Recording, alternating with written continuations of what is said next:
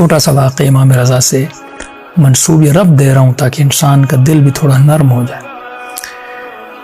مامون کے زمانے میں ایک مدینے میں لوگوں نے حکومت کے خلاف ایک بغاوت کی تھی، تو اس بغاوت کو خاموش کرنے کے لیے انہوں نے فوجی بھیجے تھے۔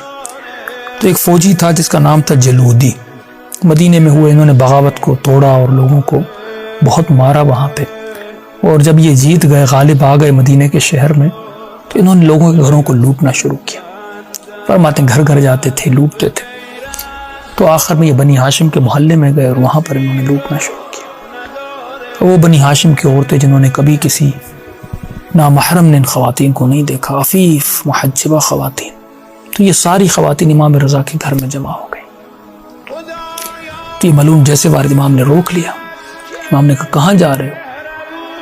تو اس نے کہا اندر جا رہا ہوں۔ کیوں جا رہے ہو اندر؟ خواتین تو سب کے گھروں میں جا چکے تھے، تو اس نے کہا ہمیں سونا چاہیے۔ تو امام نے کہا یہیں پہ رک جاؤ، میں سونا لاتا ہوں۔ اس نے کہا نہیں، ہم لوٹنے جائیں گے۔ بہت امام نے اس کو سمجھایا۔ اللہ جانے اس پر بات کا اثر ہوا یہ ملعون پر، اور امام اندر جاتے ہیں، بیویوں کو کہتے ہیں جو بالیاں ہیں، جو کچھ جو ہیں، کنگن ہیں سونے کے، جتنی بھی زیورات ہیں، امام سارے لے کر اس کو دیتے ہیں۔ یہ راضی ہو کر وہ لے کر چلا جاتا ہے۔ اب وقت گزر گیا اور ولایت عہدی کا وقت آیا۔ مامون نے امام کو بلایا خراسان۔ جب مولا پہنچے تو 3 وزیروں نے مامون کی بڑی مخالفت کی کہ ہم اسے ولایت عہدی پر نہیں مانیں گے۔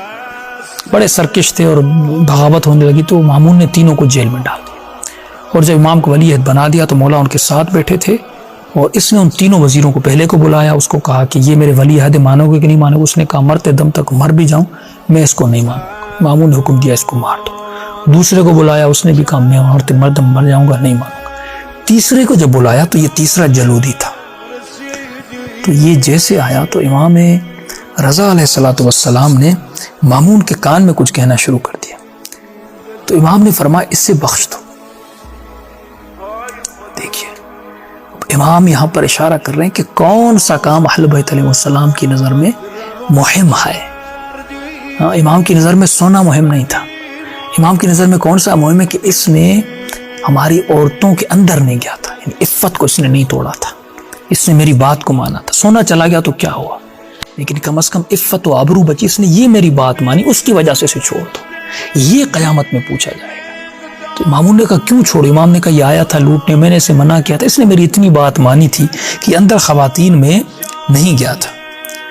جیسے اس نے یہ کہا تو اب یہ جو جلودی تھا اس نے سمجھا کہ یقیناً کیونکہ میں نے اس سے سونا، دیکھیں نا امام کی نگاہ اور اس فاسق کی نگاہ میں کتنا فرق ہے۔ امام کی نگاہ میں سونے کی اہمیت نہیں ہے، اہمیت کیا ہے کہ اس نے خواتین کی عزت رکھی، عفت کا خیال کیا، اندر نہیں کہ ہماری بات کو مانا، یہ امام کی نگاہ تھی۔ اس کی نگاہ میں سونے کی اہمیت تھی، اس نے سمجھا کہ یقیناً کیونکہ میں نے اس کا سونا چرایا تھا، یہ مامون کو کہہ رہا ہے کہ مامون اس کو قتل کر دو۔ دو نگاہوں کا آپ کو فرق پتہ چل رہا ہے۔ تو مامون نے کہا ٹھیک ہے، کہا کہ یہ بڑا ظالم ہے جو ہے، یہ آپ کو کبھی نہیں مانے گا۔ امام نے کوئی بات نہیں، اس نے وہاں پر ہمارا خواتین کا خیال کیا تھا، لہٰذا اسے بخش دو۔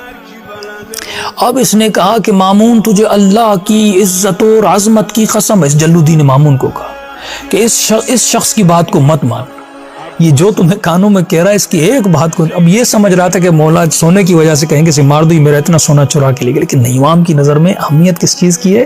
بما یشغلنی، وہ کام امام کی نظر میں اہمیت رکھ رہا ہے، اس کام میں اصلاح امام دیکھ رہے ہیں کہ جس کام میں عفت بچی تھی۔ تو اس نے کہا مامون تجھے اللہ کی عزت و عظمت کا قسم ہے کہ یہ جو کہہ رہا ہے شخص نا، اس کی بات کو نہیں ماننا۔ مامون نے کہا کہ اب میں واقعاً اس کی بات کو نہیں مانوں گا، اور کا جا کر اس کو قتل کر دو۔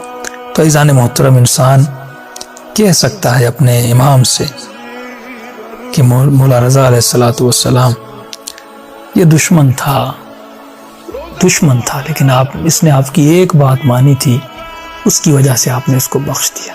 مولا ہم بہت برے ہیں، ہم بہت گنہگار ہیں، ہم بہت خطا کار ہیں، لیکن کچھ بھی ہو ہم آپ کے دشمن نہیں ہیں، ہمارے دلوں میں آپ کی محبت ہے، آپ کی ولایت ہے۔ تو جب آپ اس کو بخش سکتے ہیں تو یقیناً جن کے دلوں میں آپ کی محبت ہے آپ ان کو بھی بخش سکتے ہیں۔ پروردگارا اہل بیت علیہ السلام کے صدقے میں ہم کو ایسا بنا جیسا ہمارے امام زمانہ میں دیکھنا چاہتے ہیں۔ ہم سب کو فرامین اہل بیت پر عمل کرنے کی توفیق نصیب فرما۔ السلام علیکم ورحمۃ اللہ وبرکاتہ.